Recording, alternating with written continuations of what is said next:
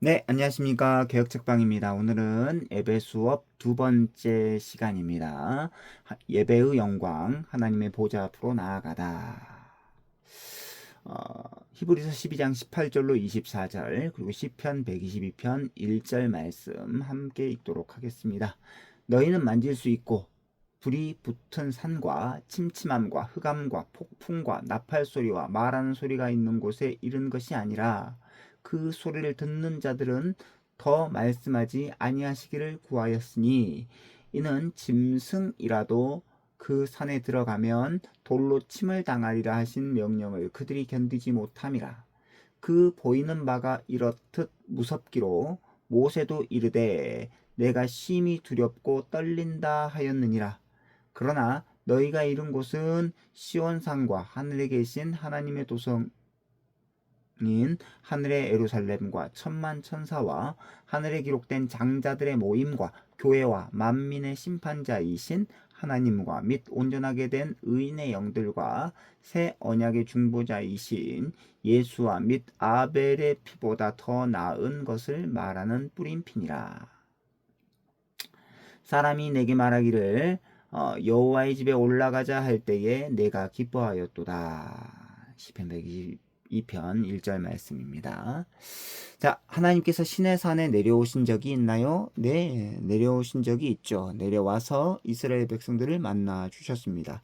예수님의 이름으로 예배할 때 신자는 어디에 이르게 될까요? 하늘에 이르게 되는데 더 정확히는 이 책을 읽어가면서 함께 배우도록 하겠습니다. 신자들이 함께 모여 예배할 때 삼위 하나님께서 만나 주십니다. 라는 내용이 이 두 번째 장의 중심 내용입니다. 자, 그래서 오늘 두 번째 장은 6가지 작은 소주제로 이루어져 있습니다. 첫 번째, 예배는 교회의 얼굴이다. 두 번째, 구약의 신자들은 손으로 만질 수 있는 곳에 이르렀다. 세 번째, 신약의 교회는 예배할 때 하늘에까지 이른다. 네 번째, 회중은 예수님을 통해 하나님의 보좌 앞으로 나아간다. 다섯 번째, 주의를 중심으로 한 신앙생활을 한다. 여섯 번째, 예배를 통해 천상의 실제를 누린다. 라고 되어 있습니다. 자, 첫 번째입니다. 예배는 교회의 얼굴이다. 예배의 구성 요소는 무엇이어야 되고 또 예배 순서는 어떻게 짜야 할까요? 그게 뭐 그렇게 중요하냐라고 물으시는 분들도 있겠습니다. 그러나 너무나 중요합니다. 우리는 하나님께만 예배해야 되고요. 동시에 하나님께서 원하시는 방식대로만 예배해야 합니다.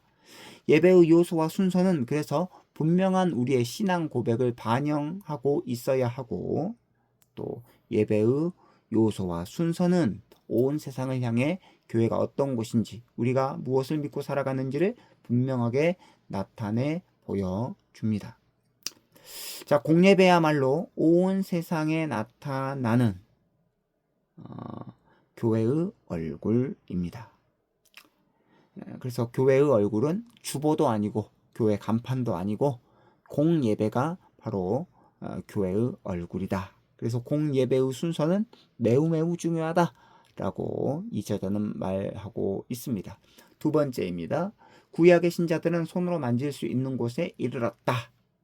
자, 히브리서 12장 18절부터 21절까지는 구약 시대의 하나님의 백성들이 하나님을 만나 예배했던 장면을 보여주고 있습니다. 히브리서 기자는 그들이 만질 만한 곳에 도착했다라고 말하고 있는데 그 만질 만한 곳은 바로 하나님께서 강림하셨던 호렙산, 즉 신의 산을 말하고 있습니다. 하나님은 구약 시대 하나님의 백성들을 호렙산, 즉 신의 산에서 만나 주셨습니다. 신명기 4장 10절로 12절입니다. 네가 호렙산에서 내 하나님 여호와 앞에 섰던 날에 여호와께서 내게 이르시기를 나에게 백성을 모으라. 내가 그들에게 내 말을 들려주어 그들이 세상에 사는 날 동안 나를 경외함을 배우게 하며 그 자녀에게 가르치게 하리라. 너희가 가까이 나와서 산 아래에 서니 그 산에 불이 붙어 불길이 충천하고 어둠과 구름과 흑암이 덮였는데 여호와께서 불길 중에서 너희에게 말씀하시되 음성뿐이시므로 너희가 그 말소리만 듣고 형상은 보지 못하였느니라. 하나님께서 백성을 모으라고 하셨습니다. 자, 그리고 그 하나님의 부름으로 인하여서 이스라엘은 드디어 비로소 하나님의 회중, 하나님의 총회가 되었습니다. 자, 모라고 하는 이 말에서 회중, 총회가 나왔고, 이 말이 구약 성경을 헬라어로 번역한 70인역에서 대부분 교회라는 말로 번역됩니다. 중요합니다. 하나님의 회중과 총회는 하나님의 부르심을 받아 하나님 앞에서 예배하는 무리를 말합니다. 신자들이 다 같이 하나님 앞에 모이는 것이 곧 예배이고요. 그때 비로소 그들은 하나님의 회중과 총회가 됩니다. 자, 계속해서 읽도록 하겠습니다. 신약의 교회는 예배할 때 하늘에까지 이른다. 자, 본문 22절에서부터 그 말씀을 보게 되시면 신약 시대의 교회가 하나님을 예배할 때 이르게 되는 곳은 광야의 신의 산이 아니라 약속의 땅에 있는 시온산, 그 산을 둘러싸고 있는 예루살렘이라고 말하고 있습니다. 근데 신약 시대의 성도들이 이른 곳은 팔레스타인에 있는 시온산, 예루살렘이 아니고요. 이것은 비유적인 표현입니다. 그 시온산, 그 예루살렘은 바로 살아계신 하나님의 도성인 하늘의 예루살렘을 가리키는 비유적인 표현입니다. 그래서 신약시대 성도들이 예배할 때 이르게 되는 곳은 지상의 어떤 곳이 아니라 하늘이다라는 것을 기억할 필요가 있습니다. 그 하늘은 우리가 만질 수 없는 곳이지 않습니까? 이런 대조를 통해서 히브리서 기자는 구약시대 성도들이 이룬 곳이 만질 수 있는 곳이다 라고 말한 것입니다. 반면에 신약시대의 성도들이 예배할 때 그들은 손으로 만질 수 없는 하늘까지 올라가게 됩니다. 중요합니다. 예수님께서 십자가와 부활로 하늘과 땅을 연결시켰기 때문에 예수님을 의지하여 우리는 예배하는 곳이 하늘로 펼쳐진다라는 것을 기억할 필요가 있습니다. 자, 신약시대의 교회가 예배하면서 이루게 되는 곳은 하늘에 등록된 장자들의 교회가 있는 곳입니다. 하늘에 등록된 장자들은 원래 출애굽한 이스라엘 백성들이었지만 이제는 신약시대 교회가 하늘에 등록된 장자들의 교회입니다. 예수님을 믿는 자들이 아브라함의 참 자녀가 되기 때문입니다. 예수님으로 인해 이방인들이 참 이스라엘이 되어서 하나님 앞으로 나아갑니다. 이들의 이름이 하늘에 등록되어 있습니다. 자, 네 번째입니다. 회중은 예수님을 통해 하나님의 보좌 앞으로 나아간다. 예수님은 새 언약의 중보자이십니다. 구약의 모든 언약을 완성하는 새로운 언약의 중보자가 바로 예수님이십니다. 예수님은 참 하나님이시고 참 사람이신 유일한 우리의 중보자가 되십니다. 자, 예수님이 새 언약의 중보자가 되신 것은 아벨의 피보다 나은 피를 뿌리셨기 때문입니다. 아벨은 형 가인에게서 돌에 맞아 죽었지만 그 아벨의 피가 하나님께 호소했습니다. 자신의 의로움을 받아달라고 호소합니다. 하나님께서 그 피의 호소를 들으시고 가인에게 벌을 주셨죠. 그런데 예수님께서 십자가에서 흘리신 피는 아벨보다 더 나은 피입니다. 예수님께서 흘리신 피는 더 나은 것을 호소하죠. 그 예수님의 피는 자신의 억울함을 풀어주고 복수해달라고 하는 그러한 호소의 피가 아니라 하나님의 모든 백성을 용서해달라고 자기 피를 보시고 그들을 의롭게 해달라고 호소하는 피였습니다.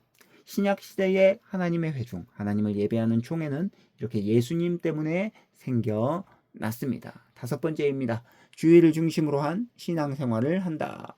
자, 신약시대의 교회는 주일 예배를 드릴 때 그들이 모르는 산보다 훨씬 더 높은 산에 오르게 되죠. 예수 그리스도의 이름을 힘입어 성령의 능력으로 하나님을 예배할 때 우리는 지상의 가장 높은 산을 넘어서 손으로 만질 수 없는 하늘에까지 이르게 됩니다. 자, 기독교인은 주일을 사모하며 기다립니다. 자, 그래서 그 사모하며 기다리는 것이 얼마나 기쁜지 시편 16편 3절 말씀을 통해서 알 수 있는데, 땅에 있는 성도들은 존귀한 자들이니 나의 모든 즐거움이 그들에게 있도다 라고 노래합니다. 주일에 성도들을 만날 생각을 하니 너무나 기쁘다라는 것이죠. 시편 122편 1절은 사람이 내게 말하기를 여호와의 집에 올라가자 할 때에 내가 기뻐하였도다 라고 노래합니다. 여섯 번째입니다. 예배를 통해 천상의 실제를 누린다.